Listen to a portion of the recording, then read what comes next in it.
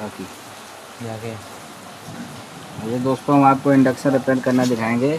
इसमें हमारा short circuit दिखा रहा है। शॉर्ट सर्किट कहाँ से है? IGBT short circuit. ये हमारा देखो ऊपर से दिखाओ, ये हमारा काला काला दिख रहा है, ये हमारा IGBT होता है और ये ब्रिज रेक्टिफायर।